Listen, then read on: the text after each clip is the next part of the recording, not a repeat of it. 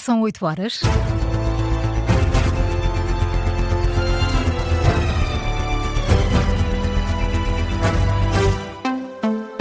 As notícias na Rádio Observador com Carla Jorge de Carvalho. Começamos com o PRR. O Ministro da Economia garante que Portugal vai conseguir executar tudo o que está previsto até 31 de agosto, o prazo final.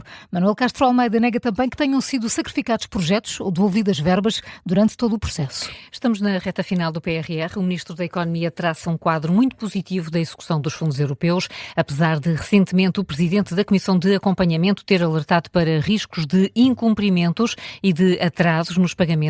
Num artigo de opinião de uma página no Jornal Público, o Ministro da Economia garante agora que vê o país mais forte e mais moderno e rejeita também a ideia de que tenha havido truques para o sucesso da execução do PRR. Rui Casanova.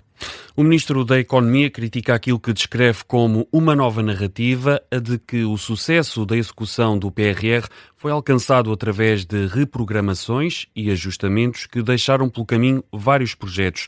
Manuel Castro Almeida considera essa tese enganadora, explica que substituiu, sim, investimentos impossíveis de concretizar dentro dos prazos por outros igualmente necessários e destaca, neste artigo de opinião, que foi essa boa gestão que resolveu todos os problemas.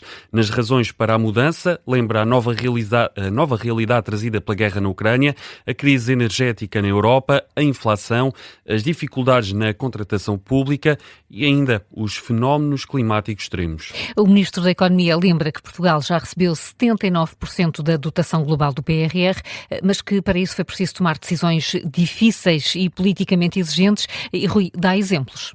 Sim, diz que, por exemplo, tiveram de sair do PRR uma linha de metro, refere-se à linha vermelha do metro de Lisboa, uma barragem, em concreto a barragem do Pisão, e ainda um hospital, aqui neste caso uma referência ao Hospital de Lisboa Oriental. Mas sublinha que, com esses recursos libertados, o Governo reforçou o investimento na saúde, com mais camas na rede de cuidados continuados integrados, nos paliativos e na saúde mental. Na educação, destaca o número de escolas a construir ou a requalificar e em mais habitação e alojamento estudantil. Castro Almeida conclui, com o PRR, o Governo financiou inovação, desenvolvimento tecnológico e reforço da competitividade e garante que os fundos europeus ganharam capacidade de execução sem perder ambição. Rui Casanova, com o balanço do Ministro da Economia, a execução do PRR, numa altura em que nos aproximamos do fim do prazo. Ainda na semana passada, a Comissão de Acompanhamento e Fiscalização das Medidas Especiais de Contratação Pública entregou um relatório ao Parlamento em que apontava alguns problemas. As medidas especiais de contratação pública permitiram, de facto, acelerar os concursos do PRR, mas os principais bloqueios passaram depois para as fases seguintes: autorizações de despesa, fiscalização prévia, litigância e procedimentos administrativos. E seguimos com o combate aos incêndios. O Ministro da Administração Interna reconhece que as chamadas de atenção do Presidente da República são motivo para pensar e corrigir o que está mal, apesar de serem vistas com a normalidade. O Presidente da República exigiu ontem ao Governo mais trabalho na prevenção e alertou para falhas que se arrastam há anos, sobretudo depois dos incêndios de 2017. Numa cerimónia dos 150 anos dos Bombeiros da Guarda, António José Seguro denunciou que muito ficou por fazer desde essa altura e avisou que é urgente evitar que as medidas fiquem na gaveta. Luís Neves esteve, entretanto, em Valpaços e Mirandela a acompanhar o rescaldo dos incêndios que atingiram Trás-os-Montes. Confrontado com estes alertas, o Ministro da Administração Interna diz que vê os reparos do Chefe de Estado com naturalidade, mas sublinha que o Governo os encara de uma forma construtiva. Vejo muito bem, o Sr. Presidente atua no sentido de corrigir e dar nota daquilo que no seu alto entendimento deve ser melhorado. Há de facto um estudo da Comissão Técnica Independente, nós estamos a fazer esse percurso, significa que ainda há questões que têm que ser feitas. O ano passado foi aprovado um grande plano para a Floresta 2050, mas naturalmente as chamadas de atenção aos reparos do Sr. Presidente da República são sempre vistos como uma forma de alerta e para se pensar e poder corrigir aquilo que há a corrigir. Luís Neves, em declarações aos jornalistas, o Ministro da Administração Interna repete ainda a ideia de que mais de 95% dos incêndios são combatidos nos primeiros momentos. Ora, está connosco em direto neste jornal precisamente o Presidente da Câmara Municipal de Mirandela, Vítor Correia. Mirandela foi um dos concelhos mais afetados pelos incêndios das últimas semanas. Muito bom dia, Vítor Correia. Bom dia. Já há uma contabilização dos estragos causados pelas chamas. Foram consumidos cerca de 5.800 hectares. Sim, exatamente, é como disse, nós foram consumidos 5.800 hectares, mas 1.800 deles da área agrícola, de olival, vinha, sobretudo assuntos que muito se relacionam com a economia diária das nossas populações, a nossa população muito dependente das explorações agrícolas, do cultivo, portanto, e que é necessário repor o mais rápido possível, portanto, essa capacidade produtiva. E é isso que estamos a fazer. Neste momento apenas temos a área ardida, não temos ainda a avaliação dos prejuízos em termos de valores, mas estamos juntamente a Câmara Municipal de Mirandela, mais a CCDRN, que logo no primeiro momento se disponibilizou à semelhança do incêndio do ano passado, para fazer equipas que venham aqui dar o apoio e para que os prejuízos possam ser ressarcidos o mais rápido possível, porque os agricultores precisam disso mesmo. E claro, e falou já dos incêndios do ano passado, estamos a olhar para uma situação que é muito recorrente. Como é que se recupera de um ano para o outro?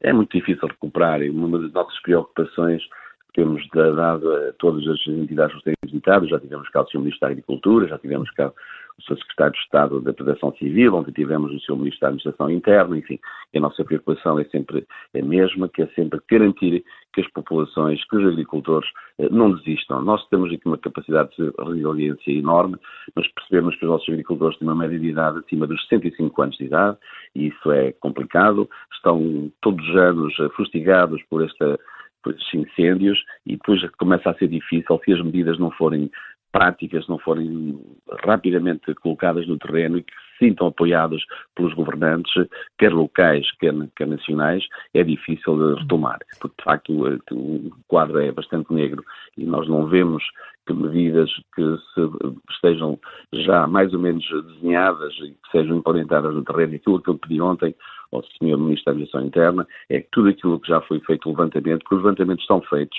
é preciso agora tomar medidas concretas para que o terreno possa sentir, o território possa sentir que elas são aplicadas e para que não se possa voltar a acontecer. Agora, nós sabemos que a questão dos incêndios não é uma questão que veio só esporádica, é uma questão que, em função de todas as alterações climáticas, todo o nosso mosaico também do território também tem que ser alterado, e é por aqui que nós temos que, sobretudo, trabalhar ao nível da prevenção.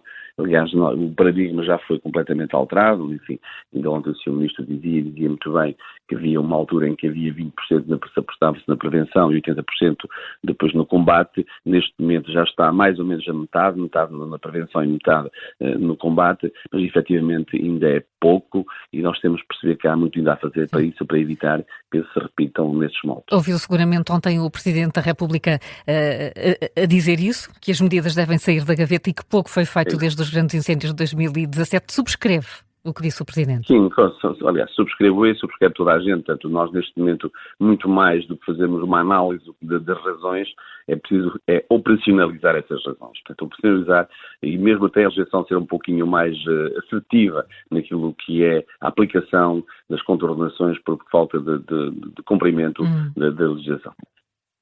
É preciso ir por aí. Sim, nós temos que tomar medidas mais assertivas, e quando digo mais assertivas, nós temos a identificação do terreno, e sem estar aqui a querer repetir, nós temos que perceber porque é que o terreno, porque é que algumas questões não são devidamente tratadas. Nós sabemos que há muito abandono das terras, por várias razões, porque não há garantia de rentabilidade da produção, mas quem não trata as terras, se não trata as terras, pode, efetivamente, vendê-las, cedê-las, alugá-las a quem depois pode tratar. Portanto, isso pode ser aqui também uma das formas de nós ultrapassarmos isso, porque onde é que está a agricultura, onde é que há cultivo, há efetivamente menos incêndios, há um controle maior desses incêndios. Aliás, hoje a agricultura é vista como uma forma de controle, uma forma de garantir que o meio ambiente seja sustentável. Portanto, precisamos ter mais terreno produtivo, mais terreno agrícola em produção e tratado. Portanto, e é nessa medida que temos que evitar o abandono. E é por aí que eu, quando dizia há pouco, falava de legislação, a legislação tem que ser mais assertiva no sentido de poder permitir que alguém possa adquirir, seja de que forma for, essas mesmas terras, para que possam ser tornadas produtivas. Vítor Correia, muito obrigada por ter estado em direto connosco, o Presidente da Câmara Municipal de Mirandela, eleito pelo Partido Socialista, a dizer-nos que nesta altura ainda estão a ser contabilizados os estragos. Foram consumidos cerca de 5.800 hectares de mato, sobretudo terrenos abandonados nos incêndios das últimas semanas. No Jornal das 9 voltamos a falar dos prejuízos causados pelos incêndios e recebemos o autarca da Guarda, o independente Sérgio Costa. Destaque agora para o futebol. O Benfica empatou 2-2 com o Académico de Viseu na estreia do campeonato, num jogo à porta fechada no Estádio da Luz. O Benfica marcou o primeiro, esteve em vantagem por 2 vezes, mas o Académico de Viseu acabou por 2 vezes por empatar. O treinador do Benfica, Marco Silva, assume as culpas por aquilo que descreve como um resultado muito mau. Resultado frustrante, de certeza, para os nossos adeptos, como para nós, e nós temos que assumir as responsabilidades. Simples como isso, nós marcámos 2 golos em casa, tivemos uma ineficácia muito grande com as oportunidades que todas criámos, mas não podemos sofrer da forma como sofremos. Esta é que é a realidade. Isso é que é importante nós falarmos e claramente vermos o que temos que melhorar, porque o resto nós não podemos mudar e não adianta despender energia com isso. Portanto, resultado muito mau para nós, assumir a culpa daquilo que foi o resultado. Marco Silva diz ainda que o facto do jogo ter decorrido à porta fechada não pode servir de desculpa. Do lado do Académico de Viseu, o técnico Bruno Pinheiro fala num grande regresso da equipa à primeira divisão, 37 anos depois, e elogia a prestação da equipa. Sentimos muito essa diferença de ritmo competitivo, mas dar os parabéns aos jogadores pela capacidade de sofrimento. Soubemos sofrer quando tínhamos que sofrer, tentamos jogar quando pudemos jogar. Portanto, dar os parabéns e é bom ter o Académico de Viseu na Primeira Liga 37 anos depois e conseguir este pontinho na primeira jornada no Estádio da Luz. O técnico do Académico confessa ainda que acabaram por beneficiar de um estádio vazio. Antes, o Futebol Clube do Porto recebeu e venceu a Alverca por 2-0. Já o Gil Vicente venceu o Rio Ave por 1-0 e o Braga empatou 2-2 no terreno do Moreirense. A jornada 1 do campeonato termina hoje com o Santa Clara a receber o Nacional. São agora 8h12, já a seguir, nova edição de Momentos de Glória. Primeiro, Carla, que outras notícias marcam esta manhã de segunda-feira? A Associação dos Ucranianos em Portugal questiona o PS sobre um deputado acusado de elogiar a Rússia durante uma viagem ao país. O deputado em causa é José Carlos Barbosa, está a atravessar a Rússia de comboio e tem feito várias publicações nas redes sociais sobre a viagem. Ora, a Associação dos Ucranianos em Portugal enviou uma carta ao secretário-geral do PS a alertar para a situação. A agência Lusa, o líder parlamentar socialista, explica que o deputado está a fazer uma viagem privada e pessoal pela ferrovia entre a terra natal, Paredes e Pequim e nega qualquer elogio à Rússia. A Iniciativa Liberal também já tinha criticado esta viagem do deputado nas redes sociais. O próprio José Carlos Barbosa respondeu, defende que visitar um país não significa apoiar o seu governo e que mostrar aquilo que se vê durante uma viagem não significa fazer propaganda. Donald Trump afirma que está a negociar parcialmente com o Irão. Semi-negociar é a expressão utilizada pelo Presidente dos Estados Unidos. Explica que está a avançar com calma nas negociações e a observar o impacto da pressão dos Estados Unidos sobre a economia do Irão. São declarações que surgem no mesmo dia em que Teherão anuncia que um acordo com Omã para definir novas rotas no Estreito de Hormuz está já na fase final. A temperatura da superfície do mar global, a nível global, em julho, foi a mais elevada alguma vez registada. É a conclusão de um relatório do Serviço de Alterações Climáticas do Copérnicos. Há também alertas sobre as ondas de calor das últimas semanas na Europa. O Serviço Copérnicos sublinha ainda que as alterações climáticas favorecem incêndios de grandes dimensões que têm atingido sobretudo o sul da Europa. Estamos a 2 dias, 10 horas e pouco mais de 20 minutos do eclipse. Sim, há quem conte. O Observador tem em destaque no site um countdown para este fenómeno. E tem um guia com todas as perguntas e respostas, por exemplo, as horas, os melhores locais para observar e, claro, todos os cuidados de saúde a ter. Porque também há, é verdade. Basta consultar o site do Observador, por exemplo, explicamos como fotografar o eclipse com telemóvel sem danificar a câmara. É preciso utilizar um filtro solar apropriado ou pode tentar improvisá-lo a partir de um segundo par de óculos protetores para eclipse. É preciso ter os óculos. Exato. um extra para o telemóvel. O Observador tem um artigo assinado pelo fotojornalista João Porfírio com o tutorial para fazer este filtro em casa. Portanto, se não tiver os óculos, é seguir os passinhos todos que o João Porfírio.